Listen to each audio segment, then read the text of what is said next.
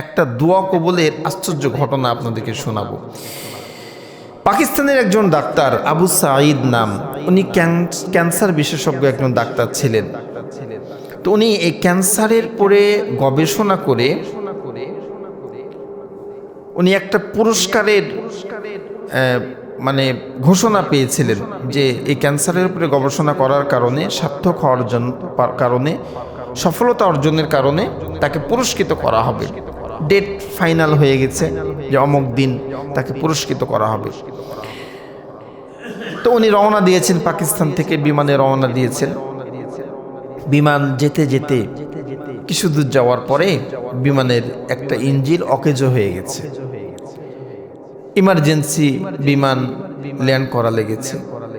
ওনার হাতে সময় 5 ঘন্টা। 5 ঘন্টার মধ্যে গন্তব্যস্থানে ওনাকে পৌঁছাতে হবে। তো উনি এয়ারপোর্টে জিজ্ঞেস করলেন যে এর অন্য কোনো বিমানে আমি যেতে পারবো কিনা, এর বিকল্প কোনো ব্যবস্থা আছে কিনা। উনি বললেন যে না, এটাকে এখান থেকে অন্য কোনো বিমান উড্ডয়ন করবে না। আপনি এক কাজ করেন, যেহেতু 5 ঘন্টা আছে, আপনার গন্তব্য নিকটে, আপনি একটা প্রাইভেট কার ভাড়া করে চলে যান। তো ডক্টর আবু সাঈদ উনি প্রাইভেট কার ভাড়া করলেন। ড্রাইভারকে বললেন যে আমার জীবনের বড় একটা স্বপ্ন যে আমি এই পুরস্কারটা অর্জন করব, গ্রহণ করব। তো টাকার সমস্যা নাই, তুমি আমাকে 5 ঘন্টার মধ্যে আমার গন্তব্যস্থানে পৌঁছিয়ে দাও। ড্রাইভার গাড়ি নিয়ে রওনা করলেন। কিছু দূর যাওয়ার পরে তুমুল ঝড় আর শিলাবৃষ্টি। এমন বৃষ্টি যে ডাক্তার আবু সাঈদ এই কথা বলতে বাধ্য হলেন যে জীবন বাঁচলে পুরস্কার অনেক পাওয়া যাবে, একটা নিরাপদ স্থানে গাড়িটা দাঁড় করাও। এই বৃষ্টির মধ্যে, এই বজ্রপাতের মধ্যে যদি গাড়ি চলে, কোনো অ্যাক্সিডেন্ট হতে পারে, আমার জীবনটা শেষ হয়ে যেতে পারে। বেঁচে থাকলে অনেক পুরস্কার পাবো। তুমি একটা নির্দিষ্ট জায়গাতে, একটা ভালো জায়গাতে বাড়িঘর দেখে গাড়িটা থামাও। ড্রাইভার এক বাড়ির গেটের সামনে যেয়ে গাড়িটা ব্রেক করেছে। বাড়িতে যে ডক্টর আবু সাঈদ নক করছে, ভিতর থেকে আওয়াজ আসলো, কে আপনি? তো মা, আমি বিপদে পড়েছি, বাইরে খুব ঝড়, শিলাবৃষ্টি হচ্ছে, বিজলি চমকাচ্ছে, একটু যদি আপনার বাসায় আমাকে আশ্রয় দিতেন। বৃদ্ধ মহিলা দরজা খুলে দিলেন। ডক্টর আবু সাঈদ ভিতরে ঢুকলেন। ঢোকার পরে উনি দেখছেন যে একটা বাচ্চা, ছোট বাচ্চা বিছানায় শুয়ে কাতরাচ্ছেন কষ্টে। তো ওই বৃদ্ধা মা বললেন, বাবা আপনি বসেন, একটু নাস্তার ব্যবস্থা করি। নাস্তার ব্যবস্থা করলেন। নাস্তা খেয়ে ওই বৃদ্ধা মহিলা নামাজে দাঁড়িয়ে গিয়েছেন। এদিকে ডক্টর আবু সাঈদ নাস্তা করছেন আর উনি নামাজে দাঁড়িয়েছেন। ঘরের মধ্যে ছোট্ট বাচ্চাটা কাঁদছেন আর ওই বৃদ্ধা মহিলা নামাজের পাটিতে কাঁদছেন। ডক্টর আবু সাঈদ খুব আশ্চর্য হলেন যে কি ব্যাপার, বাচ্চাটার কি হয়েছে আর এই মহিলারই কি হয়েছে, আর কান্নাকাটি করছে কেন, কি হয়েছে? নামাজ শেষ হওয়ার পরে ডক্টর আবু সাঈদ জিজ্ঞাসা করলেন যে মা, আপনার কি হয়েছে, আপনি কাঁদছেন? আর এই যে বাচ্চাটা গোটা শরীর নীল হয়ে গেছে, বাচ্চাটা কাঁদছে, সমস্যা কি? বৃদ্ধা মহিলা বললেন যে বাবা, আমার স্বামী অনেক আগেই মারা গিয়েছে। আজ থেকে কয়েক মাস পূর্বে আমার সন্তান এবং আমার পুত্রবধূ একটা গাড়ি অ্যাক্সিডেন্টে মারা গিয়েছে। এই দুনিয়াতে আমার এই পোতাটাই আছে, আর কেউ নাই। তো বাবা, এমন একটা অসুখ হয়েছে আমার পোতার যে কোনো ডাক্তার এর ট্রিটমেন্ট করতে পারছে না, এমন একটা ক্যান্সার হয়েছে। তো ডক্টর আবু সাঈদ বললেন যে আপনার এই পোতাকে কোন কোন ডাক্তার দেখিয়েছেন? তো মহিলা বললেন যে আমার যত ডাক্তার আছে এলাকার সবাইকে দেখিয়েছি, কেউ ঠিক করতে পারে নাই। তবে একটা ডাক্তারের ঠিকানা আমাকে দিয়েছেন, কিন্তু তার সঙ্গে আমার সাক্ষাৎ করা অসম্ভব। ডক্টর আবু সাঈদ নামের একজন ডাক্তারের ঠিকানা আমার কাছে আছে, তাকে আমি কখনো দেখি নাই, সে কোন শহরে বসবাস করে আমি জানি না, কিন্তু আমার মনে বিশ্বাস যে এই ডাক্তার আবু সাঈদকে দিয়ে আমার এই পোতাকে আমি দেখাবো। তাকে না চিনলে কি হলো, আমার রব এই ব্যবস্থা করবেন, এই বিশ্বাস আমার মধ্যে আছে। এজন্য আমি সিজদায় পড়ে কাঁদছি, আর এই যে সন্তানটা এই ব্যথার যন্ত্রণায় কাতরাচ্ছে। ডক্টর আবু সাঈদ নিজের অনুভূতি ধরে রাখতে পারলেন না। ডাক দিয়ে বলেন, মা তুমি কি জানো আমি কে? তুমি তো জানো না, আমি ডাক্তার আবু সাইদ। 5 ঘন্টা পরেই আমার পুরস্কার গ্রহণের কথা ছিল। তুমি যে ক্যান্সারের কথা বলছো, এই ক্যান্সারের পরে থিসিস করে আমি পুরস্কার পাবো। আমার সকল আয়োজন হয়ে গেছে। মাঝ আকাশে আমার বিমানের ইঞ্জিল একটা অকেজো হয়ে গেছে। তোমার দোয়ার বদৌলতে মাঝ আকাশ থেকে আমি জমিনে নেমেছি। আমি প্রাইভেট কার ভাড়া করেছি আমার গন্তব্যে যাব, কিন্তু তোমার দোয়ার বদৌলতে এই যে বৃষ্টি শুরু হয়েছে, শিলাবৃষ্টি, বজ্রপাত শুরু হয়েছে। আমার থামার অনেক জায়গা ছিল, তোমার দুয়ার বদৌলতে তোমার গেটের সামনে এসে আমি দাঁড়িয়েছি। তুমি জানো না, যে ডাক্তার আবু সাইদের জন্য তুমি অপেক্ষা করছো, ওই আল্লাহ তোমার দোয়া মঞ্জুর করে ডাক্তার আবু সাইদকে তোমার বাড়িতে নিয়ে এসেছে। মা, তোমার দোয়া আল্লাহ এমনভাবে কবুল করেছেন যে আমার কাছে তোমার যাওয়া লাগবে না, আমাকে তোমার দোয়ার পর্যন্ত পৌঁছে দিয়েছেন। এজন্য আমরা যখন দোয়া করব, ইয়াকিন নিয়ে দোয়া করব, বিশ্বাস নিয়ে দোয়া করব যে আল্লাহ চাইলে সব করতে পারেন। আপনার ইয়াকিন, ভরসা আল্লাহর পরে যতটুকু থাকবে, আল্লাহর পক্ষ থেকে মদদ, সাহায্য ততটুকু পাবেন। বিপদে পড়েছেন, আপনার মনে যদি এমন আল্লাহর প্রতি ধারণা থাকে যে আল্লাহ উদ্ধার করতে পারবে, মনে হয় না তো করি, এরকম যদি ধারণা থাকে, আল্লাহর পক্ষ থেকে সাহায্য তেমনই পাবেন। আর আপনার মনে যদি ইয়াকিন থাকে, বিশ্বাস থাকে যে দুনিয়ার সকল কিছু ফেল মারতে পারে, আল্লাহ সব করনেওয়ালা, সব করতে পারে, এরকম ইয়াকিন বিশ্বাস নিয়ে যদি দোয়া করেন, অবশ্যই আপনার দোয়া কবুল হবে, 100 বার হবে। সাহাবে কেরাম কত বড় বড় বিপদে পড়েছেন, দোয়ার মাধ্যমে তারা সকল বিপদ থেকে উদ্ধার হয়েছেন। সকল বিপদ থেকে তারা উদ্ধার হয়েছেন এই দোয়ার মাধ্যমে। কিন্তু আমাদের ইয়াকিন, বিশ্বাস ঠিক না থাকার কারণে দোয়া করি, কিন্তু এই দোয়া আমাদের কবুল হয় না। বনি ইসরাইলের 3 জন যুবকের ঘটনা, বুখারী শরীফের হাদিস। নবীজি বলছেন, বনি ইসরাইলের 3 জন যুবক কোনো জায়গায় যাওয়ার জন্য বের হয়েছে। বের হয়ে বৃষ্টি শুরু হয়েছে, ঝড় শুরু হয়েছে। তো মরুভূমিতে তো বাড়িঘর তেমন থাকে না, গাছপালা তেমন থাকে না।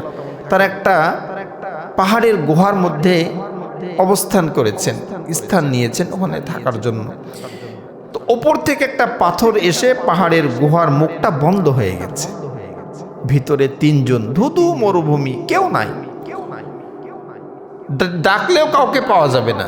এখন এই 3 জন যুবক একে অপরের সঙ্গে বলা বলি করছে যে আমরা যে বিপদে পড়েছি, এই বিপদ থেকে উদ্ধার করার মতো আল্লাহ ছাড়া কেউ নাই। তো সবাই আল্লাহর কাছে দোয়া করো, আর দোয়ার সময় ওসিলা করবে যে আল্লাহ, আমি অমুক দিন অমুক কাজটা তোমার জন্য করেছিলাম, তোমাকে ভয় করে করেছিলাম। ভালো কাজের ওসিলা নিয়ে দোয়া করো, আল্লাহ আমাদেরকে বাঁচাতে পারেন। নবীজি বলছেন, প্রথম ব্যক্তি আল্লাহর কাছে হাত তুলে দোয়া করছেন, মাওলা, আমার একটা চাচাতো বোন ছিল যে অনেক অপরূপা, অনেক সুন্দরী ছিল, তাকে আমি অনেক পছন্দ করতাম। তাকে আমি কুকর্মের জন্য প্রস্তাব দিয়েছি। আমার চাচাতো বোন আমার প্রস্তাব থেকে বাঁচার জন্য আমাকে সত্য দিয়েছে। ওগো আমার ভাই, তোমার মনের আশা যদি পূরণ করতে চাও, তাহলে আমাকে অনেক টাকা দিতে হবে। অনেক টাকা যদি দিতে পারো, তাহলেই তোমার মনের আশা আমি পূরণ করব। ওই যুবক দিনের পরে দিন, রাতের পরে রাত কষ্ট করে টাকা জমিয়ে ওই নারীর কাছে এসে বলছে, এই নাও তোমার টাকা, তুমি আমাকে বলেছিলা যে এই পরিমাণ টাকা দিলে মনের আশা পূরণ হবে, এই নাও তোমার আশা, আমার মনের আশা তুমি পূরণ করো, এই টাকা গ্রহণ করো। আল্লাহর বান্দি ডাক দিয়ে বলছেন, ভাই তুমি আল্লাহকে ভয় করো, আল্লাহকে ভয় করে এই পাপ থেকে নিজেকে বাঁচিয়ে রাখো। প্রথম ব্যক্তি আল্লাহকে বলছেন, মাওলা, পরিবেশ আমার অনুকূলে ছিল, আমার সত্য আমি পূরণ করেছিলাম, চাইলে জোর করে আমি কুকর্ম করতে পারতাম, জিনা করতে পারতাম। আমার চাচাতো বোন যখন তোমার কথা বলেছিল, তোমাকে ভয় করে এই কাজ থেকে নিজেকে বাঁচিয়ে রেখেছিলাম। মাওলা, এই ওসিলাই এই বিপদ থেকে আমাদেরকে উদ্ধার করো, উদ্ধার করো। নবীজি বলছেন, যখনই দোয়া শেষ করেছেন, পাহাড়ের গুহার মুখে যে পাথরটা ছিল 1 বিঘত পরিমাণ সরে গিয়েছে। সুবহানাল্লাহ, 1 বিঘত পরিমাণ সরে গেছে। দ্বিতীয় ব্যক্তি দোয়া করছে, আল্লাহ আমার বাড়িতে আমার বৃদ্ধ পিতা মাতা আছে, আমি একজন রাখাল, সারাদিন গরু ছাগল চড়িয়েছি, উট দুম্বা চড়িয়েছি, সন্ধ্যার সময় বাড়িতে এসেছি দুধ দহন করে নিয়ে এসে দেখছি আমার মা বাবা ঘুমিয়ে গেছে, না খেয়ে ঘুমিয়ে গেছে। আমার সন্তানগুলো, আমার স্ত্রী খাবার জন্য তারা অপেক্ষা করছে। তো আল্লাহ গো, তুমি যেহেতু কোরআনে বলেছো আগে বাবা মা, আমার বাবা মার মুখে খাবার না দিয়ে আমি সন্তানের মুখে, স্ত্রীর মুখে কি করে দিই? সেই দিন তোমাকে ভয় করে সারা রাত আমি দুধের পেয়ালা নিয়ে দাঁড়িয়েছিলাম। আমার বাচ্চাগুলো ছটপট করছিল ক্ষুধার যন্ত্রণায়, তাদেরকে খেতে দিলে তারা খুশি হতো, আমার স্ত্রীর মুখে দিলে সে খুশি হতো। আমার বাবা মাকে ভালোবেসে আমি সারা রাত দাঁড়িয়েছিলাম। এটা যদি তোমার জন্য করে থাকি, এই বিপদ থেকে আমাদেরকে উদ্ধার করো। নবীজি বলছেন দোয়া শেষ করতে না করতে আর 1 বিঘত পাথরটা দূরে সরে গিয়েছে। সুবহানাল্লাহ। তৃতীয় ব্যক্তি দোয়া করছে, মাওলা একজন যুবক আমার বাড়িতে কাজে এসেছিল, সারাদিন কাজ করে পরিশ্রম করে একজন শ্রমিক তার পারিশ্রমিক না নিয়ে সন্ধ্যাবেলা চলে গিয়েছিল।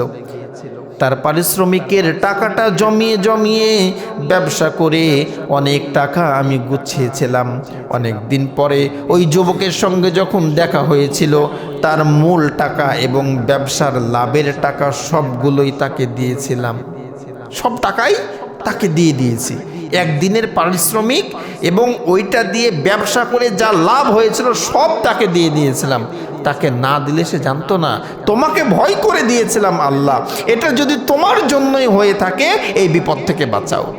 নবীজি বলছে দ্বিতীয় ব্যক্তি দোয়ার শেষ করতে না করতে আসমান ফাঁকা হয়ে গেছে, মাথার ওপরের পাথর সরে গিয়েছিল। সুবহানাল্লাহ। তো ভাইরা, আমাদের দোয়াও আল্লাহ কবুল করবেন যদি দোয়া করার মতো করি। আর দোয়া করার সময় দোয়া কিছু আদব আছে। দোয়া করার সময় অবশ্যই চেষ্টা করব অজু অবস্থায় দোয়া করার জন্য, পশ্চিম মুখে দোয়া করার জন্য। এরপরে দোয়ার পূর্বে আস্তাগফিরুল্লাহ পড়ব, নবীজির পরে দরুদ পড়ব। এইভাবে যদি দোয়া করি আর খালেস নিয়াতে দোয়া করি, ভালো কাজের ওসিলা দিয়ে দোয়া করি, তাহলে অবশ্যই আমাদের দোয়া কবুল হবে। আরেকটি কাজ করবেন, শুধু নিজের জন্য দোয়া করবেন না। যখনই দোয়া করবেন তখন দুনিয়ার সকল মানুষের জন্য দোয়া করবেন। আপনি আপনার প্রতিবেশী এক ভাইয়ের জন্য দোয়া করছেন, ছোট ভাইয়ের জন্য দোয়া করছেন, আপনার মায়ের জন্য, বাবার জন্য, আত্মীয় স্বজনের জন্য যখন দোয়া করবেন, আপনার পাশে একজন ফেরেশতা দাঁড়িয়ে সে আমিন আমিন বলে আর আল্লাহকে বলতে থাকে, আল্লাহ গো, তোমার এই বান্দা আরেকজনের জন্য যে দোয়া করছে, এটা তাকে দেওয়ার আগে তোমার এই বান্দাকে দাও। আগে তুমি একে দাও, তারপরে তুমি ওকে দিও। সুবহানাল্লাহ। আপনি যে দোয়া করছেন এটা কবুল হবে এর কোনো গ্যারান্টি নাই, কিন্তু ফেরেশতা আপনার জন্য দোয়া করবে যে আল্লাহ, তোমার এই বান্দা যার জন্য দোয়া করছে এটা দেওয়ার আগে একে তুমি আগে দাও। সুবহানাল্লাহ। এজন্য সবার জন্য দোয়া করবেন।